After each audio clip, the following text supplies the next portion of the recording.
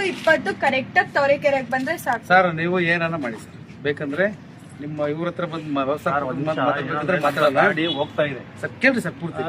2 weeks ಇಂದ ನಾವು ಸ್ಕೂಲಿಗೆ ಲೇಟ್ ಆಗಿ ಬರೀ ಆಯ್ತು. ಇವಾಗ ನೀವು ಹೇಳ್ತಿದ್ದೀರಲ್ವಾ, ಅದನ್ನ ನಾನು ಫಾಲೋ ಅಪ್ ಮಾಡ್ತೀನಿ ಬಿಡ್ರಿ. ನಾಳೆ ಗಾಡಿಗೆ ಬರುತ್ತಾ ಟೈಮಿಂಗ್ ಸಿಗಲ್ಲ. ಹಾ ನೋಡೋಣಪ್ಪ, ಗಾಡಿ ಹೋಗ್ತಾ ಇದೆ ಇವತ್ತೊಂದಿನ. ಯಾಕಂದ್ರೆ ಕೆಟ್ಟಿಂಗ್ ಕಣತೆ ಅವ್ರಿಗೆ ಕರೆಕ್ಟಾಗಿ ಮಾಹಿತಿ ಕೊಟ್ಟಿಲ್ಲ ಅವರು. ಏನಾಗುತ್ತೆ ಅಂತ ನಿಮ್ಮೆದುರಿಗೆ ಮಾತಾಡಿದ್ರೆ ನಾಳೆಯಿಂದ ರಿಪೀಟ್ ಆದ್ರೆ ಇಲ್ಲಿ ಬರ್ಬೇಡ್ರಿ. ಅಲ್ಲಿ ನಾವು ಒಂದು ಫೋನ್ ಮಾಡ್ಕೊಂಡು NH ತರ್ಕೊಂಡು ನಿಂತ ಇವರೇ ಬರ್ತಾರೆ. ಯಾಕೆ ಇಲ್ಲಿ ಬರೋಕೆ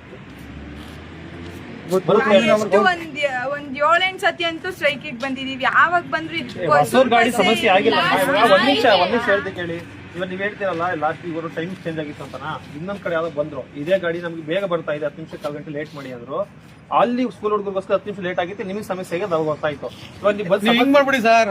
ಇವ್ರು 9:00 ಇರ್ಲಿ 10 ಗಂಟೆಗನ ಇರ್ಲಿ, ನೀವು 9:00 ಪಡದ. ಹೊಸೂರ ನಿಮ್ದು ತವರೆಕೆರೆ. ನಮ್ ತವರೆಕೆರೆಯಿಂದ ಹೊಸೂರಿಗೆ ಹೋಗ್ತೀವಿ. ಬಸ್ಸಲ್ಲಿ ಒಂದ್ 105 ಜನ 120 ಜನ ಹೋಗ್ತೀವಿ ಅಲ್ಲಿಗೆ. ಅವ್ರೆಲ್ಲರಿಗೂ ಮೋಸ ಆಗುತ್ತೆ ಮತ್ತೆ ಬಸ್ ಹೋಗ್ಲಿಲ್ಲ ಅಂದ್ರೆ. ಲಾಸ್ಟ್ ಟೈಮ್ ಲೇಟ್ ಆಯ್ತು.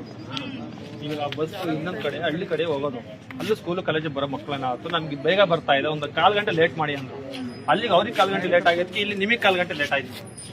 ಈ ಸಮಸ್ಯೆ ಗೊತ್ತಿರಲ್ಲ. ಯಾಕಂದ್ರೆ ನೀವು ಸಮಸ್ಯೆ ಹೇಳಿದಿರಲ್ವಾ, ಇವಾಗ ಅವ್ರಿಗೂ ಟೈಮ್ ಸೆಟ್ ಮಾಡಿದೀವಿ.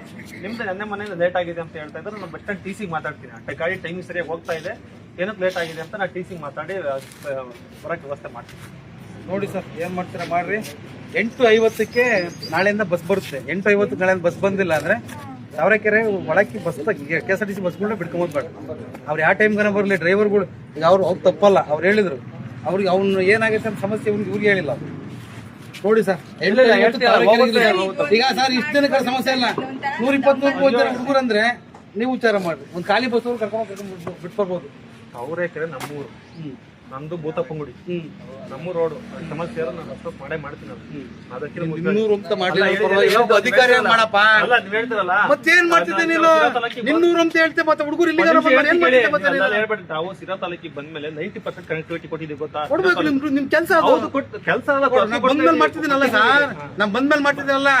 ನಾವು ಬಂದ್ಮೇಲೆ ಸ್ವಲ್ಪ ನಾವಲ್ಲಿ ಅದನ್ನ ಹೇಳ್ತಿರೋದು. ನಾವು ಸಿರಾ ತಾಲೂಕಲ್ಲಿ ಗೌರ್ಮೆಂಟ್ ಎಂಪ್ಲಾಯ್ ಅಪ್ಪ, ನಿಮ್ನ ಕೆಲಸ ಮಾಡಿ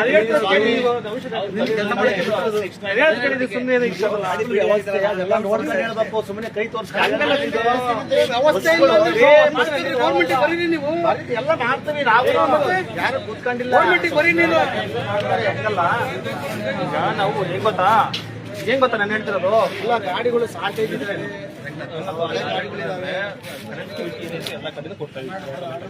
ಏನಾಗುತ್ತೆ ಅಂದ್ರೆ ಒಂದ್ ಟೈಮ್ ಅಲ್ಲಿ ನಿಂದೇನ ಕೆಲಸ? ನಿಂದು ನಮ್ದು ಕೆಲಸ ನಿಂದೇನ ಕೆಲಸ? ನಾನು ಮಾತಾಡ್ತೀನಿ ಅವ್ರ ಹತ್ರ. ಆಯ್ತಪ್ಪ, ನಿಮ್ದೇನ್ ಕೆಲಸ ಹೇಳು? ನಾವು ಡಿಪಾರ್ಟ್ಮೆಂಟ್ ಕೆಲಸ ಇದೆ ಕೆಲಸ ಇದೆ, ನೋಡ್ಕೊಂಡು ಹೋಗಿ ಬಗೆಹರಿಸ. ಮತ್ತೆ ನಾನು ಹೇಳ್ತೀನಿ ಹೆಂಗ್ ಗೊತ್ತಾ, ಮತ್ತೆ ಏನಕ್ಕೆ ಮಾಡ್ತಾ ನೀನ್ ಹತ್ರ ಮಾತಾಡ್ತಾರ ಸಮಸ್ಯೆ ಸಾಧಕ ಬರಕ ಸ್ಟಾರ್ಟಿಂಗ್ ಗೊತ್ತಾಗಲ್ಲ. ಇವಾಗ ಇವ್ರ ಒಂದ್ ಕಡೆ ಕೊಟ್ಟಿರ್ತೀವಿ, ಇನ್ನೊಂದ್ ಕಡೆ ಇವ್ರ ಸಮಸ್ಯೆ ಹೇಳ್ತಿಲ್ಲ, ಗೊತ್ತಾಗಲ್ಲ. ಇಡೀ ಸಿರಾ ತಾಲೂಕು ಸಮಸ್ಯೆ ಹೆಂಗ್ ಗೊತ್ತಾಗಬೇಕು? ನಾವೆಲ್ಲ ಒಂದ್ ಕಡೆ ಮೂಲ ಆಗಿದೆ, ಅದು ಅಲ್ಲೆಲ್ಲ ಸಮಸ್ಯೆ ನಮ್ಗೆ ಗೊತ್ತಾಗಲ್ಲ. ನೀವು ಯಾರು ಬಂದು ಏನು ಸಮಸ್ಯೆ, ಅದಕ್ಕೆ ಬಗೆಹರಿಸಕ್ ಒಂದಿನ 2 ದಿನ ಟೈಮ್ ತಗೋತಿ, ಬಗೆಹರಿಸ್ತೀವಿ ಅಷ್ಟೇ. ಬಗೆಹರಿಸ್ರಿ ಆಯ್ತಾ? ನೋಡಿ ಸರ್, ಅದಕ್ಕೆ ಇವಾಗ ನಿಮ್ಮ ಡ್ರೈವರ್ಗಳು ಇರ್ತಾರಲ್ಲ, ಸಮಸ್ಯೆ ಆಗ ಗಾಡಿ ನಿಂತ್ಕೊಂಡಿತ್ತಲ್ಲ, ಸಂಬಂಧಪಟ್ಟವರಿಗೆ ಫೋನ್ ಮಾಡಿ ಹೇಳ್ಬೇಕಾಯ್ತು, ಬೇರೆ ಗಾಡಿ ವ್ಯವಸ್ಥೆ ಮಾಡೋರು, ಏನೋ ಒಂದು ಮಾಡೋರು. ಏನ್ ಸರ್? ಒಂದ್ ನಿಮಿಷ ಕೇಳ್ರಂಗ. ಈಗ ಅವ್ರು ಮಾಡಿರೋ ತಪ್ಪಿಗೆ ಇಲ್ಲಿ ಇವ್ರು ತಲೆ ತಗ್ಗಿಸ್ತಾ ಇರೋದು. ಈಗ ಇವ್ರಿಗೆ ತೊಂದರೆ ಆಗಿರೋದು, ಇವರಿಂದ ತೊಂದರೆ ಆಗಿಲ್ಲ. ಇವರಿಂದ ನಿಮ್ಮಿಂದ ಆಗಿದೆ ಅಂತ ನಿಮಿಷ ಬಸ್ ಕಳಿಸ್ಬೇಕಿತ್ತು, ಬಸ್